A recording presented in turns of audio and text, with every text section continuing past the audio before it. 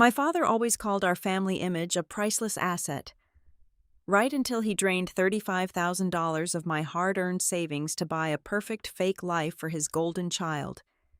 He told me sacrificing for blood was expected, assuming I would just cry and accept it, but he forgot one thing. I control all the network passwords.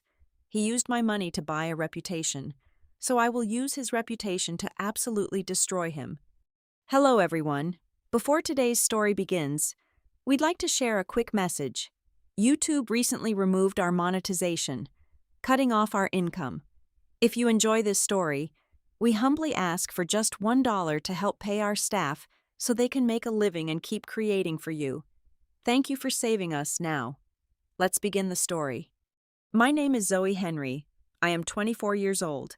And if you want to understand the exact flavor of hell I grew up in, you just need to drive through Silverbridge, Illinois. It is a suffocatingly pristine suburb where the lawns are manicured with terrifying precision. The houses look like they were pulled directly from architectural magazines, and the smiles are as fake as the imported marble countertops. I survived this plastic wasteland by becoming a ghost in my own house, burying myself in my work as a freelance graphic designer. While my peers were out attending wild college parties or finding themselves on backpacking trips, I was grinding out punishing 80-hour work weeks. I spent my days and nights staring at a glowing monitor in my cramped bedroom until my eyes burned, taking on every grueling client project I could find. The grand architect of this suburban illusion is my father, Richard Henry. He is a senior executive at Apex Pinnacle Communications, a high-end corporate public relations firm. My father does not just work in PR, he breathes it, sleeps it, and forces his family to live it, to him. Reality is entirely irrelevant. The only thing that truly matters is the image projected to the outside world. He is an absolute fanatic about projecting the aura of a wildly successful, fiercely wealthy patriarch. I have watched him quietly take out crippling, high-interest loans just to afford a leased European luxury sedan, or to host lavish backyard galas for his pretentious country club friends. Appearance is our greatest asset. He would constantly preach to us.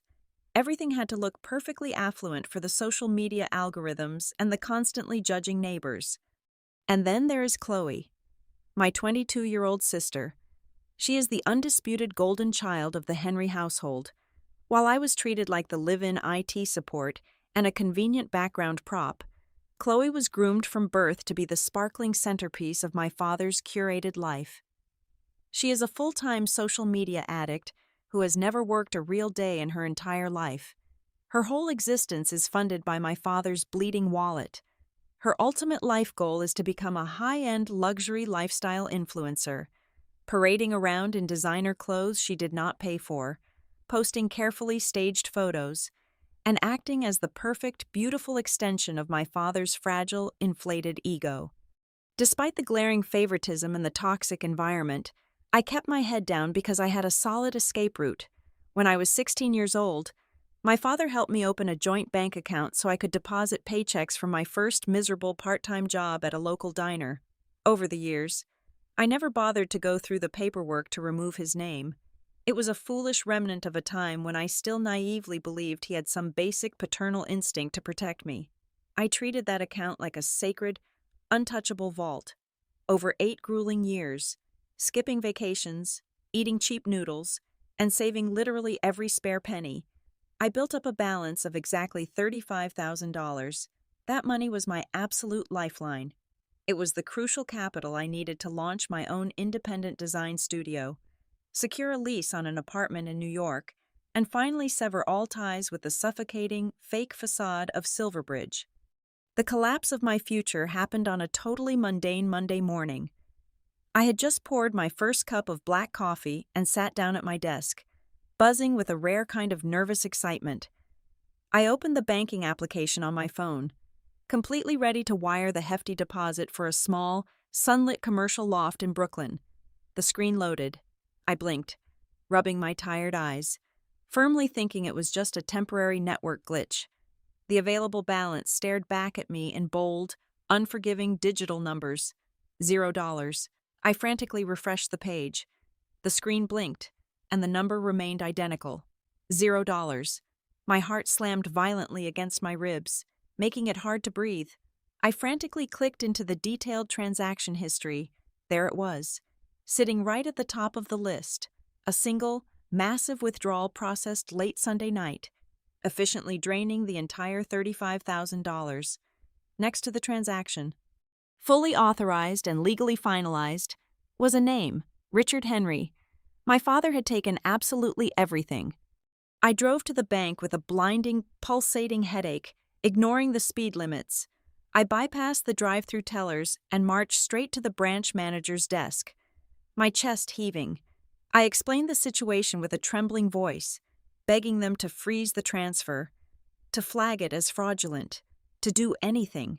The manager, a middle-aged woman wearing a stiff gray suit, looked at her monitor and sighed deeply. "I am so incredibly sorry," she said softly, turning the screen slightly so I could see the finality of the transaction. "But because his name is listed as a primary account holder on this joint account, he has full legal authorization to withdraw the entire balance at any time. There is absolutely nothing we can do to reverse it or intervene. It is perfectly legal." It was a brutal, paralyzing slap of reality. The legal system did not care about 8 years of my 80-hour work weeks. The law did not care about the countless freelance design jobs I took on weekends. The law only cared about a signature written when I was a teenager. I sped back to the pristine streets of Silverbridge, my hands gripping the steering wheel so tightly my knuckles turned completely white. I burst through the heavy oak doors of our immaculate house and marched straight into my father's home office.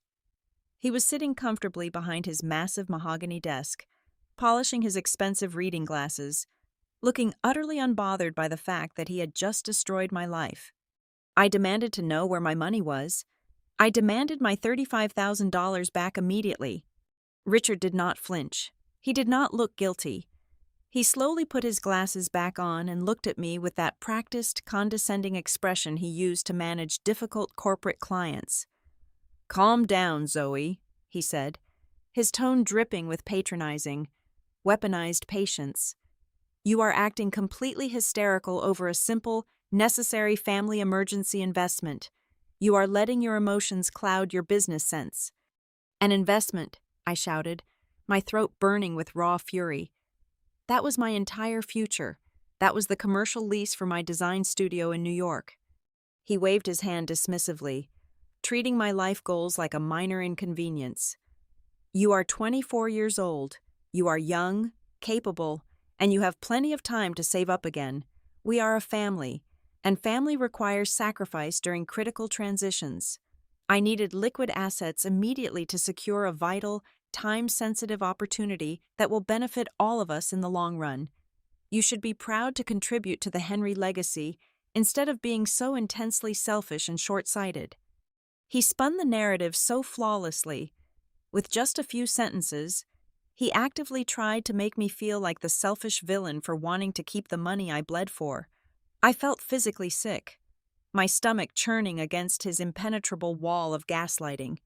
I turned and walked out of his office without another word, the air in the house suddenly feeling toxic and heavy. The real, nauseating truth did not hit me until later that evening.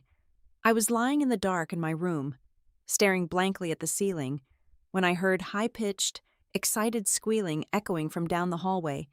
It was coming from Chloe's bedroom. I opened a social media application on my phone and saw a bright purple ring around her profile picture, indicating a live broadcast to her massive following. I tapped on the icon. There was Chloe, bathed in the glow of professional ring lights, holding a crystal glass of expensive champagne. "Oh my God. You guys," she squeaked, dramatically fanning her face. "I can finally announce the huge secret next month. I am officially launching my very own high-end luxury fashion brand, Clozie. It is going to be incredibly exclusive, fiercely chic, and I absolutely could not have done it without the best dad in the entire world, who fully funded my entire dream." My stomach plummeted into an endless, dark abyss. The pieces violently snapped together, forming a horrifying picture. My father had not taken my savings to save the family from sudden bankruptcy or to pay off his suffocating high-interest loans. He stole my $35,000 to buy a fake vanity project for his golden child. My blood, my sweat, and my cheap noodle dinners were actively paying for her imported silk samples, the hefty deposit on a glamorous launch venue, and the fake paid public relations articles his agency was undoubtedly drafting to manufacture her overnight success. I stumbled out of my room and walked down the sweeping carpeted staircase. My stepmother, Vanessa, was lounging on the expensive living room sofa, mindlessly scrolling through an online shopping catalog on her tablet. She did not even look up as I stood there, trembling with suppressed rage. A moment later, Chloe pranced down the stairs, holding a brand-new designer handbag she had definitely purchased that very afternoon with my money. "Excuse me," Chloe said, brushing past my shoulder. She stopped for a fraction of a second, looked me up and down with intense disdain, and gave me a tiny, knowing smirk. It was not a look of guilt or apology. It was the vicious look of someone who knew exactly whose blood she was drinking and absolutely loved the taste. Vanessa finally glanced up, offered a hollow, utterly meaningless smile, and went back to her glowing screen. In that specific, quiet second, any lingering, pathetic shred of familial loyalty inside me violently snapped. The illusion of the Henry family was permanently dead. I turned around, walked steadily back up the stairs, and entered my bedroom. I shut the heavy wooden door and locked the deadbolt with a sharp, echoing click. I did not shed a single tear. I did not scream into my pillow or throw things at the wall. Crying was for victims, and screaming was a useless waste of perfectly good energy. I sat down in my ergonomic desk chair, the cold, blue light of my dual monitors washing over my face. My father truly thought he was dealing with an emotional, helpless little girl who would eventually submit to his authority, but he severely underestimated who he was stealing from. I cracked my knuckles, opened a secure, encrypted document, and began outlining a cold, meticulous, and absolutely unforgiving execution of his precious reputation. Since the legal system was a dead end, I had to operate completely outside of it. Suing him was a waste of time. He had expensive corporate lawyers on retainer, and I had absolutely nothing left to my name. But I realized very quickly that taking my father to court would only hurt his wallet, and his wallet was clearly already bleeding. To truly make him pay, I had to strike the one thing he worshipped above all else, the one idol he sacrificed me to. His flawless reputation, his prestigious standing at Apex Pinnacle Communications was his entire identity. If I destroyed that, I destroyed him entirely. Every Saturday morning, without fail, my father left the house at exactly 6 o'clock to play 18 holes of golf with the agency partners at his ridiculously expensive country club. He would not return for at least 5 solid hours. My stepmother always went to her weekend spa retreats to gossip with the other desperate housewives, and Chloe usually slept until noon to recover from whatever extravagant party she attended the night before. The house was a quiet, empty fortress. I grabbed my customized encrypted flash drive and slipped into his dark, mahogany-paneled home office. The room smelled of expensive scotch, leather-bound books he never read, and overwhelming arrogance. He was a master manipulator in the boardroom, but his digital security hygiene was downright pathetic. He used the exact same password for his home desktop that he used for the wireless network, which I had personally set up for him 3 years ago. I booted up the machine. The massive curved monitor flared to life. I bypassed the main login screen in less than 10 seconds. I was not just looking for his personal bank statements. I wanted to dissect his corporate soul. I initiated a deep system search, utilizing a script I wrote to bypass standard directory hiding, targeting hidden folders, encrypted archive files, and locally cached email databases from his Apex Pinnacle server. It took exactly 45 minutes of digging through mundane public relations press releases and boring corporate memos before I hit the absolute jackpot. A folder deeply nested inside his secondary tax return directory, ominously titled with a string of random characters. I cracked the local password protection and opened the master spreadsheet inside. My jaw locked tight. Richard Henry was not just a raging narcissist, he was drowning in an ocean of catastrophic debt. The spreadsheets were a terrifying labyrinth of red ink and desperate accounting tricks. He owed multiple private lenders hundreds of thousands of dollars. But the real horror, the golden ticket to his ultimate destruction, was hidden in his corporate ledger. I found a series of frantic, panicked email threads between him and an offshore accountant. My father had been systematically embezzling from the operational marketing funds of Apex Pinnacle's top-tier clients. He had created phantom shell companies to invoice the agency for fake public relations campaigns, effectively siphoning off $10,000 here, $20,000 there. He was funneling the stolen client money through these fake vendor invoices to cover the minimum payments on his massive personal loans. Then, I found the exact paper trail of my stolen savings. A massive corporate audit had been scheduled for the upcoming Tuesday.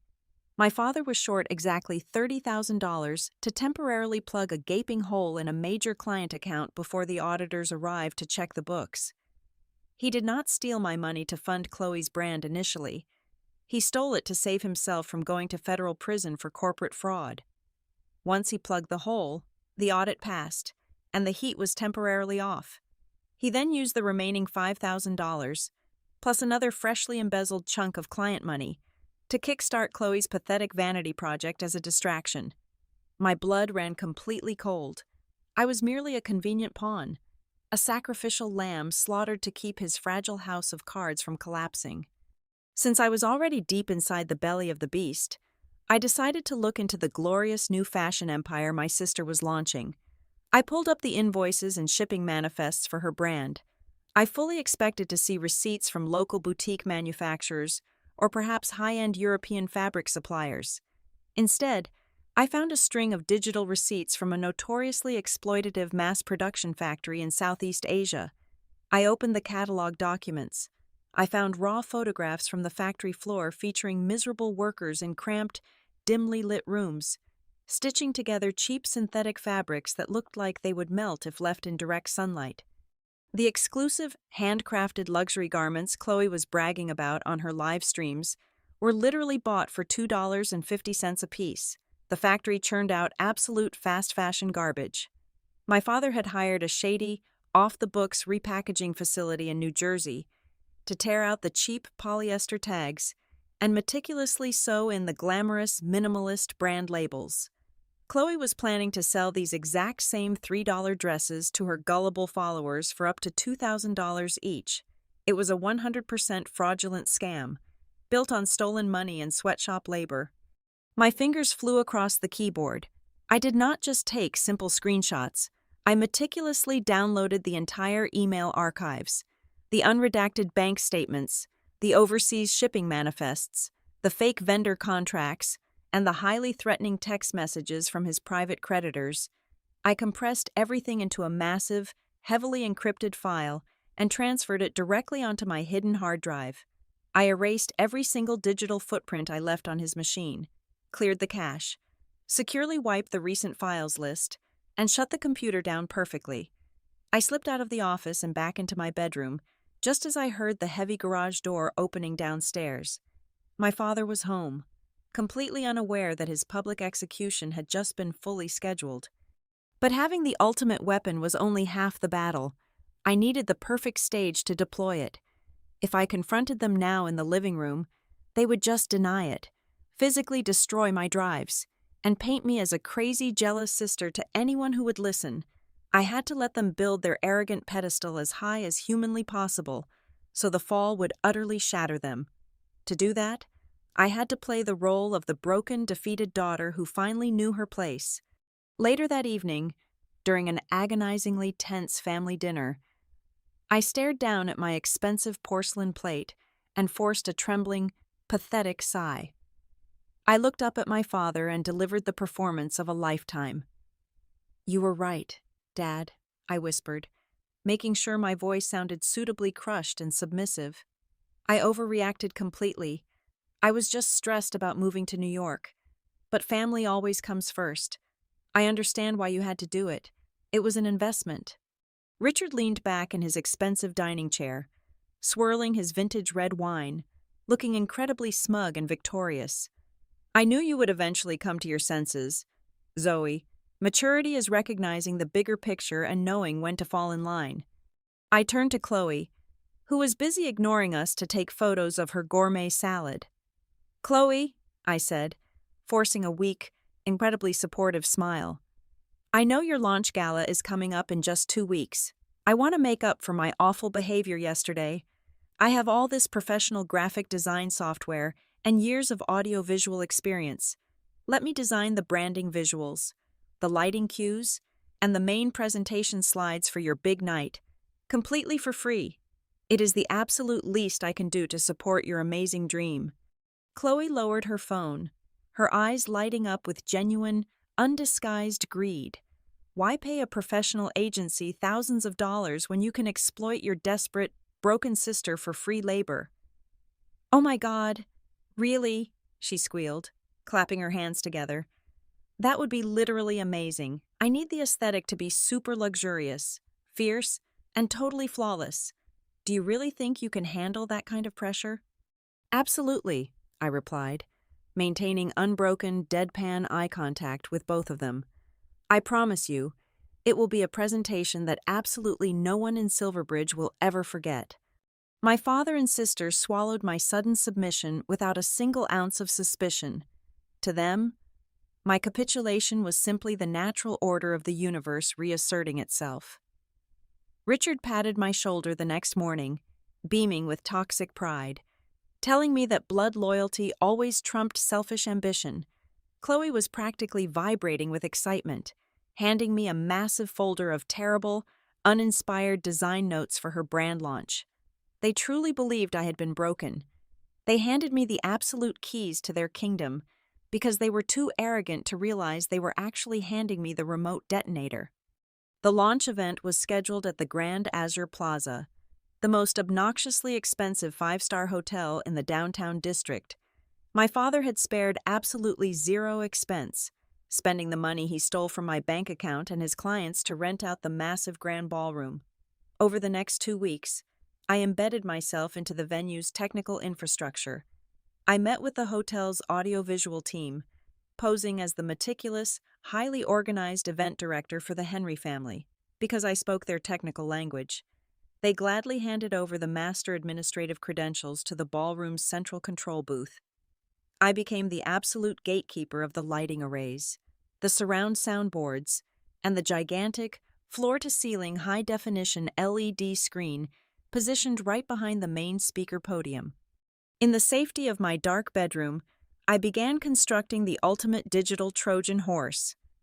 I spent dozens of hours creating 2 completely separate presentation files.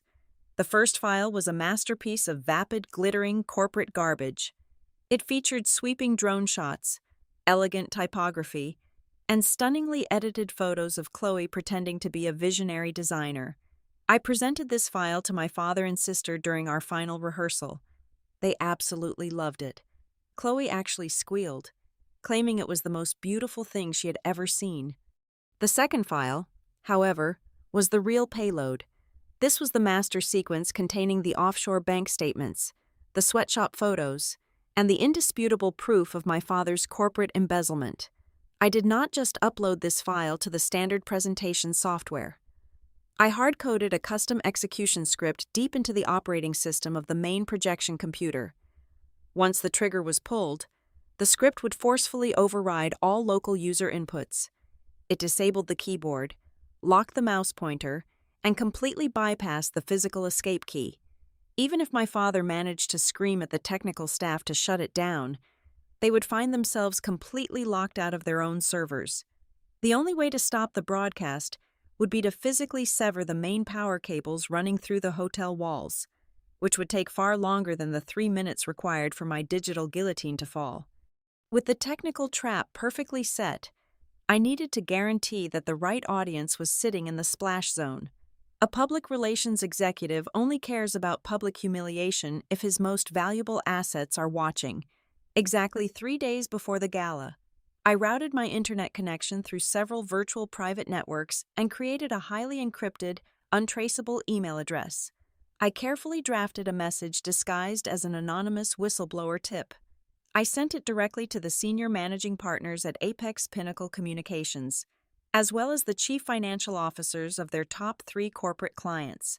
The subject line simply read, "Imminent internal cross-audit discrepancies." I vaguely hinted that attending Richard Henry's upcoming family event might provide critical clarity regarding recent anomalies in their quarterly marketing budgets. In the cutthroat corporate world, vague threats to a company's bottom line act like blood in the water. I knew their paranoia would absolutely force them to show up. But corporate executives prefer to bury scandals behind closed doors. I needed this to be a public execution. So, I took the final step. I mailed 4 physical VIP entry passes to the offices of the most ruthless, award-winning independent financial investigative journalists in Chicago. I attached a single, printed note to each ticket. Looking for the biggest corporate fraud scandal of the year, bring your cameras. The day of the event finally arrived. The house was a chaotic whirlwind of makeup artists, hairstylists, and frantic last-minute wardrobe fittings for Chloe and Vanessa. My father was pacing the hallway in his custom-tailored Italian tuxedo, shouting into his phone about catering delays. No one paid any attention to me. 5 hours before we were supposed to leave for the hotel, I walked into my bedroom for the last time. I packed a single, durable duffel bag with my clothes, my essential documents, and my hidden hard drive. I wiped my personal computer completely clean and factory, reset the hard drive. I walked down the back stairs, slipped out the side door, and loaded my bag into the trunk of my beat-up car. I did not leave a dramatic note. I did not take a final nostalgic look around the manicured lawns of Silverbridge. I simply started the engine and drove away from the illusion forever, heading straight to the Grand Azure Plaza to burn it all to the ground. The Grand Azure Plaza Ballroom was a breathtaking cathedral of manufactured opulence. Crystal chandeliers the size of small cars cast a warm, golden glow over a sea of designer tuxedos and custom couture gowns. Waiters in immaculate white coats circulated with silver trays loaded with beluga caviar and glasses of vintage champagne. I stood near the massive soundboard at the back of the room, dressed in a plain black technician outfit, completely invisible to the glittering crowd. My eyes scanned the room, identifying the key players. In the front row, sipping scotch with stiff, uncomfortable postures, sat the senior managing partners of Apex Pinnacle Communications. Next to them were the chief financial officers of their 3 largest corporate accounts. They looked thoroughly annoyed to be there, clearly lured only by my anonymous email promising financial discrepancies. Hiding near the back, nursing sparkling water, were 4 individuals with heavy camera bags and cynical expressions. The independent investigative journalists had taken the bait. The lights dimmed, and a crisp, white spotlight snapped onto the main stage. My father, Richard Henry, strode up to the sleek acrylic podium. He looked like a king surveying his conquered territory. He tapped the microphone, flashing his signature, $1,000,000 smile. "Ladies and gentlemen, esteemed colleagues, and cherished friends," he began, his voice booming through the state-of-the-art surround sound system I had personally calibrated. "They say that a man's true wealth is not measured by his bank account, but by the legacy he builds and the family he nurtures." The absolute hypocrisy of the statement tasted like ash in my mouth. He continued, weaving a sickeningly sweet narrative about hard work, dedication, and the impeccable image of the Henry family. He praised his own firm, Apex Pinnacle, milking the crowd for validation before gesturing dramatically toward the wings. "Tonight, we are here to celebrate the next generation of our legacy. A young woman of unparalleled vision and uncompromising taste. Please welcome my beautiful daughter, the founder of Closey, Chloe Henry." The crowd erupted into polite, wealthy applause. Chloe practically floated onto the stage, wearing a stunning silver gown that shimmered brilliantly under the stage lights. She hugged our father, posing perfectly for the hired photographer. Before stepping up to the microphone, she held a small wireless presentation remote in her perfectly manicured hand. Thank you all so much for coming, she breathed into the microphone, feigning deep humility. This brand is my entire soul translated into fashion. I have personally overseen every single stitch, every fabric choice, to bring you true, authentic luxury. Let me show you my world. She smiled brightly and pressed the button on the remote. I hit the execute key on my hidden laptop. The massive, floor-to-ceiling, high-definition LED screen behind her went completely black. For a split second, the ballroom was plunged into absolute silence. Then, with a loud, jarring digital screech that echoed harshly through the expensive speakers, the screen exploded with blinding white light. But there were no sweeping drone shots of Italian villas. There were no beautiful models walking down a runway. Displayed in massive, unforgiving black text was a direct, unredacted scan of a bank transfer receipt. It clearly showed $35,000 moving directly from my joint savings account into a high-interest predatory loan repayment account registered under Richard Henry's name. A low, confused murmur rippled through the audience. People squinted, adjusting their designer glasses, trying to understand what they were looking at. Chloe clicked her remote frantically, a panicked expression washing over her perfectly contoured face. "Hold on. Just a minor technical glitch." She stammered nervously into the microphone. She clicked the button again. The malicious script I had written ignored her completely. 3 seconds later, the slide transitioned automatically. The screen filled with the gritty, poorly lit photographs I had extracted from my father's hidden hard drive. Pictures of the squalid Southeast Asian manufacturing facility. The brutal images showed exhausted workers cramming cheap polyester garments into dirty cardboard boxes. Overlaid on these photos were the original shipping invoices. The numbers were massive and undeniable. Unit cost $2.50. The crowd gasped audibly.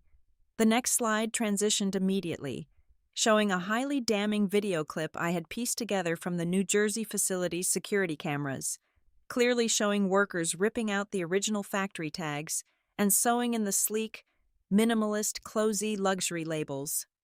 "What is this trash?" a wealthy socialite shouted from the middle of the ballroom. Chloe stood completely frozen, her jaw hanging open, her eyes wide with sheer, unadulterated terror. She looked over at our father, who had suddenly turned the color of wet chalk. He lunged toward the podium, grabbing the remote from her hand and mashing the buttons with violent desperation. The screen did not even blink. Then came the final, devastating blow. The screen shifted from the fashion scam to a series of complex corporate spreadsheets. To the average person in the room, it was just a wall of boring numbers. But to the executives sitting in the front row, it was a glowing neon sign pointing straight to federal prison. The header of the document was impossible to miss: Apex Pinnacle Communications internal audit discrepancies. The slide highlighted dozens of fake vendor invoices, cross-referenced with offshore shell company registrations. I had placed massive, bright red circles around the final totals, proving beyond a shadow of a doubt that Richard Henry had actively embezzled over $150,000 from his clients' operational marketing funds. The reaction was instantaneous and apocalyptic. The senior managing partner of Apex Pinnacle leapt out of his chair, his face purple with absolute rage. Pointing a violently shaking finger directly at my father, the client executives were shouting at the top of their lungs, demanding immediate legal answers.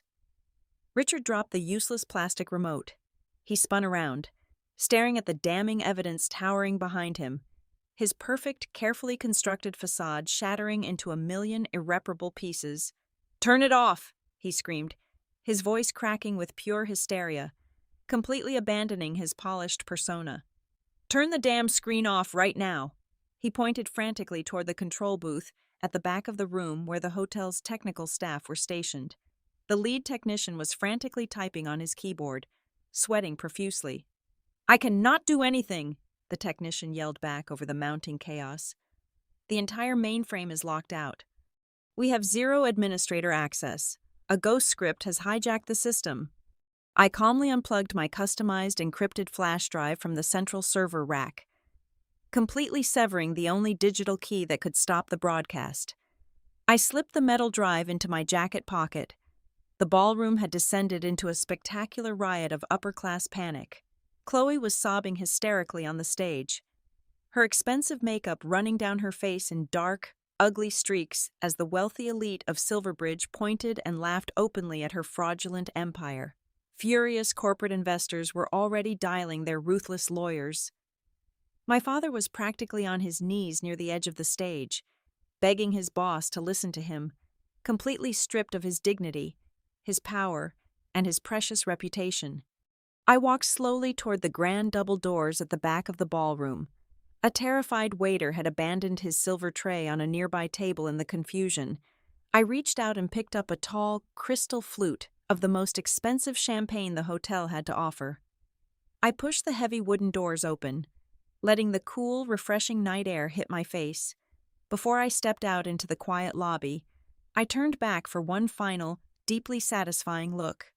Through the chaotic sea of screaming executives and panicking socialites, my father suddenly looked up, his desperate, terrified eyes locked directly onto mine across the massive expanse of the destroyed room. The realization hit him like a physical blow. He knew exactly who had orchestrated his execution. I stood there in the doorway, the harsh, unforgiving light of his financial crimes illuminating my face. I slowly raised the champagne glass toward him in a silent, mocking toast. I took a deliberate sip of the crisp wine. Right at that exact second, the 4 investigative journalists pushed their way to the very front of the stage, raising their heavy cameras. A blinding storm of white camera flashes erupted in the darkness, permanently immortalizing the spectacular total destruction of the Henry family legacy. I turned my back on the screaming crowd, gently set the glass down on a side table, and walked out into the cool night to start my real life. By 8 o'clock the very next morning, the brutal machinery of corporate self-preservation had completely erased my father. Apex Pinnacle Communications officially terminated Richard Henry's employment and immediately filed a massive civil lawsuit against him for corporate fraud and gross embezzlement. Because the stolen funds had crossed state lines through offshore accounts, the local police stepped aside. By noon, a federal arrest warrant was formally issued. Chloe's meticulously fabricated empire collapsed before the sun even finished rising. Her social media comment sections were violently flooded with angry followers boycotting her fraudulent launch. A group of aggressive consumer protection attorneys immediately filed a class action lawsuit against her for deceptive business practices and false advertising. Seeing the sinking ship, my stepmother, Vanessa, did exactly what a parasite does when the host dies. She filed for emergency divorce papers by 3 o'clock that afternoon, packed up her expensive designer luggage, scooped up every single piece of jewelry that had not yet been repossessed, and vanished completely. Richard, a man who spent his entire adult life obsessing over his pristine image and demanding absolute loyalty, was left with absolutely nothing. He was financially ruined, publicly humiliated, and facing years in a federal penitentiary. The wealthy suburban neighbors who used to drink his expensive wine now looked at him with pure, unadulterated disgust. As for me, I did not just walk away with my freedom. Weeks before the gala, I had formally submitted my massive cache of encrypted evidence to the federal tax authorities and financial regulatory commissions through a secure anonymous portal. Because my documentation directly led to the recovery of stolen corporate funds and the exposure of a massive tax evasion scheme, I qualified for a substantial whistleblower reward. 2 months later, a direct deposit hit my new, completely private bank account. The reward was exactly $70,000. I got double my stolen money back, legally and cleanly. Furthermore, the incredible digital forensics and complex system bypasses I utilized to orchestrate the gala presentation did not go unnoticed. One of the corporate security experts, hired to investigate the hotel network breach, traced the underlying code architecture back to my anonymous proxy servers. Instead of prosecuting me, a top-tier cybersecurity firm based in Manhattan offered me a senior position with a starting salary I could hardly comprehend. Now, I am sitting at a heavy oak desk in my very own sunlit studio apartment in the heart of New York City. The city is loud, messy, and wonderfully real. My phone buzzes on the table. It is a new text message from an unsaved number, but I know exactly who it is. Zoe, please, I have no one left. The lawyers are taking the house. You have to help me. I read the desperate words twice. I do not feel anger, and I certainly do not feel pity. I smile softly, tap the screen, and press block permanently. Sometimes, the ultimate price of maintaining a fake reputation is total destruction. Thank you so much for listening to today's story. We hope you enjoyed it, as an ad-free channel. Your support is what keeps us alive. Please support Zoe Revenge Stories with just $1 via the QR code on the screen, or click the link in the description box or pinned comment. Also, we would love to connect with you. Please leave a comment telling us which city or state you are listening from. Thank you for standing with us, and see you in the next stories.